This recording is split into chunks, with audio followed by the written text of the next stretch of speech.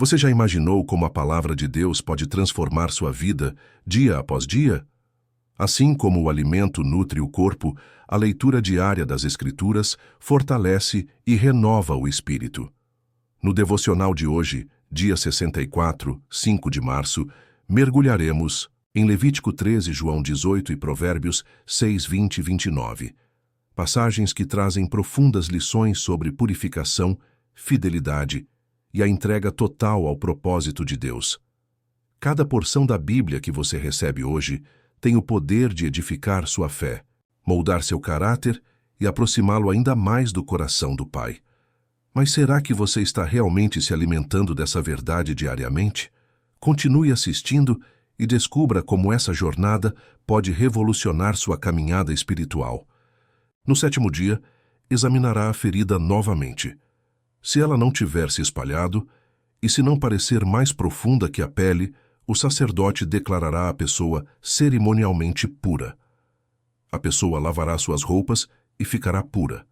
Mas, se a ferida de sarna começar a se espalhar depois de a pessoa ter sido declarada cerimonialmente pura, o sacerdote a examinará novamente.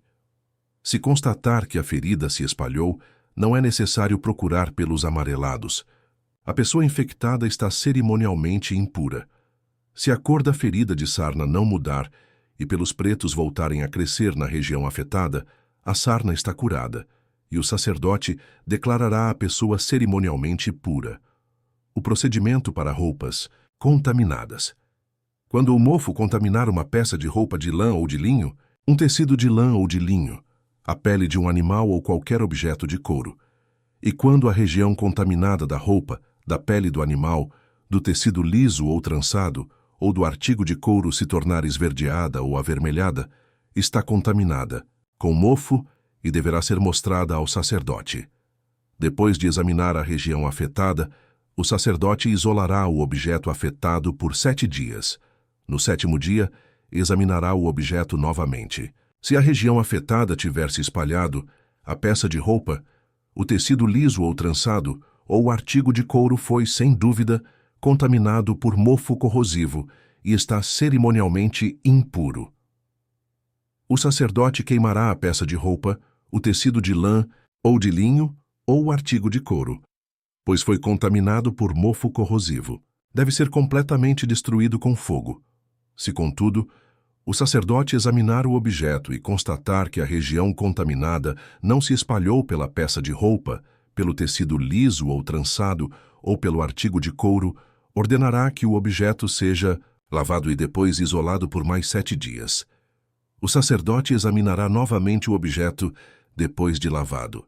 Se constatar que a região contaminada não mudou de cor depois de ser lavada, mesmo que a mancha não tenha se espalhado, o objeto está contaminado, deve ser completamente queimado, quer o mofo esteja do lado de dentro ou de fora.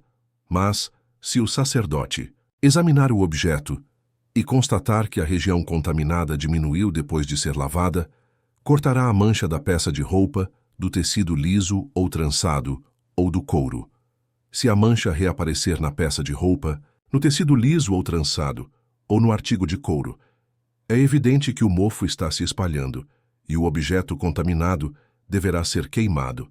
Se, contudo, a mancha desaparecer da peça de roupa, do tecido ou do artigo de couro depois de ter sido lavado, o objeto será lavado novamente e, por fim, estará cerimonialmente puro.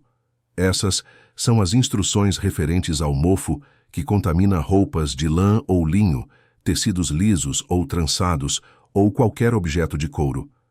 É dessa forma que o sacerdote determinará se os objetos estão cerimonialmente puros ou impuros. João capítulo 18. Jesus é traído e preso. Depois de dizer essas coisas, Jesus atravessou com seus discípulos o vale de Cedron e entrou num bosque de oliveiras.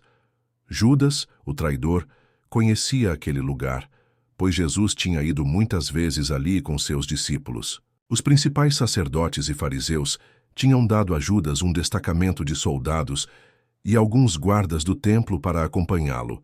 Eles chegaram ao bosque de oliveiras com tochas, lanternas e armas. Jesus, sabendo tudo o que ia lhe acontecer, foi ao encontro deles. A quem vocês procuram? Perguntou. A Jesus o Nazareno, responderam. Sou eu, disse ele. Judas, o traidor, estava com eles. Quando Jesus disse, sou eu, todos recuaram e caíram para trás no chão. Mais uma vez, ele perguntou, a quem vocês procuram? E novamente eles responderam, a Jesus o Nazareno. Já lhes disse que sou eu, respondeu ele. E uma vez que é a mim que vocês procuram, deixem estes outros irem embora. Ele fez isso para cumprir sua própria declaração. Não perdi um só de todos que me deste. Então Simão Pedro puxou uma espada e cortou a orelha direita de Malco, o servo do sumo sacerdote. Jesus, porém, disse a Pedro, guarde sua espada de volta na bainha. Acaso não beberei o cálice que o Pai me deu? Assim, os soldados, seu comandante e os guardas do templo prenderam Jesus e o amarraram. Pedro nega Jesus pela primeira vez. Primeiro levaram Jesus a Anás, pois era sogro de Caifás, o sumo sacerdote naquele ano. Caifás foi quem tinha dito aos outros líderes judeus, é melhor que um homem morra pelo povo. Simão Pedro e outro discípulo seguiram Jesus. Esse outro discípulo era conhecido do sumo sacerdote, de modo que lhe permitiram entrar com Jesus no pátio do sumo sacerdote. Pedro teve de ficar do lado de fora do portão. Então, o discípulo conhecido do sumo sacerdote falou com a moça que tomava conta do portão, e ela deixou Pedro entrar. A moça perguntou a Pedro, você não é um dos discípulos daquele homem? Não, respondeu ele. Não sou. Como fazia frio, os servos da casa e os guardas tinham feito uma fogueira com carvão e se esquentavam ao redor dela. Pedro estava ali com eles, esquentando-se também. O sumo sacerdote interroga Jesus. Lá dentro, o sumo sacerdote começou a interrogar Jesus a respeito de seus discípulos e de seus ensinamentos. Jesus respondeu, falei abertamente a todos. Ensinei regularmente nas sinagogas e no templo, onde o povo se reúne. Por que você me interroga? Pergunte aos que me ouviram. Eles sabem o que eu disse. Um dos guardas do templo que estava perto bateu no rosto de Jesus, dizendo, isso é maneira de responder ao sumo sacerdote?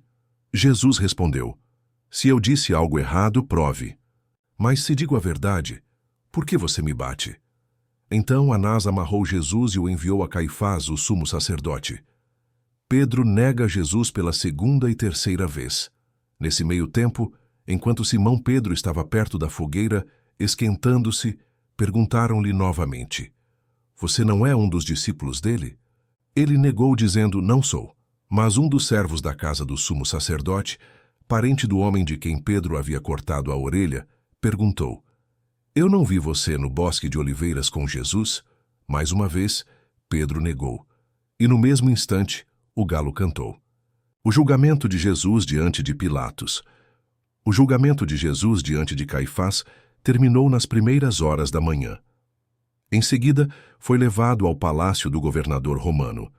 Seus acusadores não entraram, pois se contaminariam e não poderiam celebrar a Páscoa. Então o governador Pilatos foi até eles e perguntou, qual é a acusação contra este homem? Eles responderam, não o teríamos entregue ao Senhor se ele não fosse um criminoso. Então levem-no embora e julguem-no de acordo com a lei de vocês, disse Pilatos. Só os romanos têm direito de executar alguém, responderam os líderes judeus. Assim cumpriu-se a previsão de Jesus sobre como ele morreria. Então Pilatos entrou novamente no palácio e ordenou que trouxessem Jesus. Você é o rei dos judeus? Perguntou ele. Jesus respondeu, essa pergunta é sua ou outros lhe falaram a meu respeito? Acaso sou judeu? Disse Pilatos. Seu próprio povo e os principais sacerdotes o trouxeram a mim para ser julgado. Por quê? O que você fez? Jesus respondeu, meu reino não é deste mundo. Se fosse, meus seguidores lutariam para impedir que eu fosse entregue aos líderes judeus.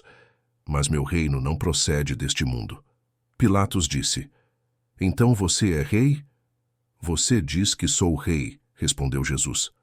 De fato, nasci e vim ao mundo para testemunhar a verdade. Todos que amam a verdade ouvem minha voz. Pilatos perguntou, que é a verdade? Jesus é condenado à morte. Depois que disse isso, Pilatos saiu outra vez para onde estava o povo e declarou: Ele não é culpado de crime algum. Mas vocês têm o costume de pedir que eu solte um prisioneiro cada ano, na Páscoa. Vocês querem que eu solte o rei dos judeus? Eles, porém, gritaram: Não, esse homem não. Queremos Barrabás. Esse Barrabás era um criminoso. Provérbios 6, 20 e 29. A importância da obediência e da disciplina. Meu filho, obedeça aos mandamentos de seu pai e não deixe de lado a instrução de sua mãe. Guarde as palavras deles em seu coração e amarre-as em seu pescoço. Quando você andar, os conselhos de seus pais o guiarão. Quando dormir, eles o protegerão. Quando acordar, eles o orientarão. Pois o mandamento é lâmpada e a instrução é luz. As correções da disciplina são o caminho que conduz à vida. Eles o protegerão. Da mulher imoral, das palavras sedutoras da promíscua. Não cobice sua beleza. Não deixe que seus olhares o seduzam, pois a prostituta o levará à pobreza, mas dormir com a esposa de outro homem lhe custará a vida. Pode um homem carregar fogo junto ao peito sem que a roupa se queime? Pode alguém caminhar sobre brasas sem que os pés se queimem? Assim acontece com quem dorme com a mulher de outro. Aquele que a toca não ficará sem castigo. A transformação acontece um dia de cada vez, e sua jornada com Deus não pode parar aqui. Se hoje sua fé foi fortalecida, imagine como você estará se continuar se alimentando dessa palavra poderosa todos os dias. Não desista, não deixe a fome espiritual tomar conta. Amanhã tem mais uma porção especial preparada para você. Que tal compartilhar essa jornada com alguém? Inscreva-se no canal, deixe seu like e convide outras pessoas para se nutrirem dessa verdade. Nos vemos amanhã para mais um dia de crescimento e renovação na presença de Deus.